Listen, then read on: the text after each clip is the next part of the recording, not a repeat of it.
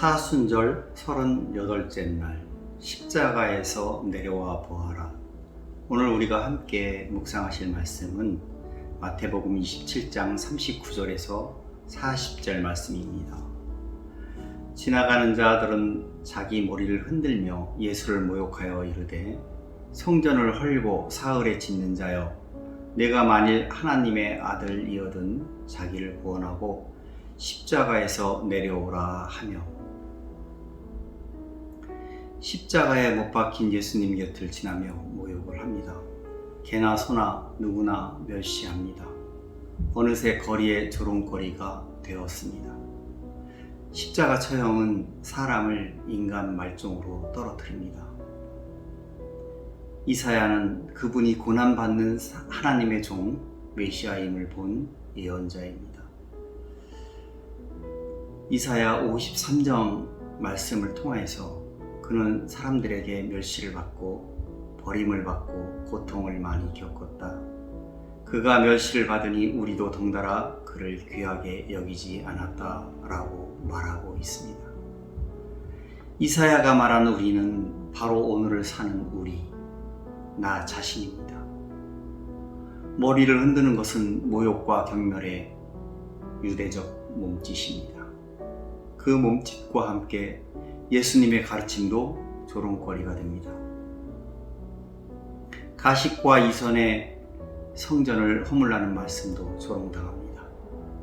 성전이 우리 마음속에 다시 지어져야 한다는 부활의 가르침도 우스개 취급을 받습니다. 이렇게 자리가 사람을 만듭니다. 예수님은 예루살렘에 입성할 때만 해도 환호의 자리에 있었습니다. 호산나 찬양도 있었습니다. 그러나 며칠이 되지 않아 십자가의 자리에 들어서자 모든 것이 경멸로 바뀌었습니다. 자기 하나도 못 구하는 주제에 무슨 메시아냐는 것입니다.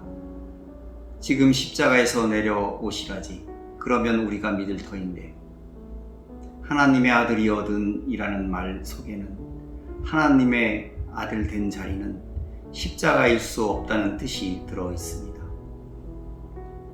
하나님의 아들이 어떻게 고난과 죽음의 자리에 있을 수 있냐는 것입니다.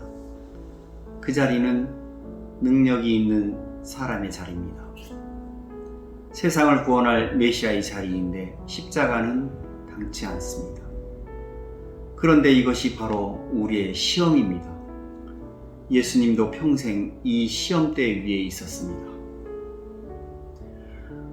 하나님의 아들이거든 이 돌들이 떡이 되라고 말해보아라. 내가 하나님의 아들이거든 여기에서 뛰어내려 보아라. 하나님의 아들이면 경제적인 문제를 해결할 수 있고 성전 꼭대기에서 뛰어내려도 하나님이 명령을 내려 천사들이 떠받쳐 줄 것이라는 말입니다. 하나님의 아들이거든이라는 말은 없지만 악마에게 절을 하면 이 모든 세상을 갖게 될 것이라고 합니다. 이것은 예수님이 세례 요한으로부터 세례를 받고 성령의 인도로 광야로 간 다음 40일 금식 후 행해진 세 가지 실험, 악마의 유혹입니다. 하나님 아들의 자리란 이렇듯 능력의 자리입니다. 사실 광야 40일이란 그의 전 인생을 말하며 악마의 유혹은 죽는 마지막까지 예수를 괴롭혔습니다. 내가 하나님의 아들이거든 너나 구원하여라. 십자가에서 내려와 보아라.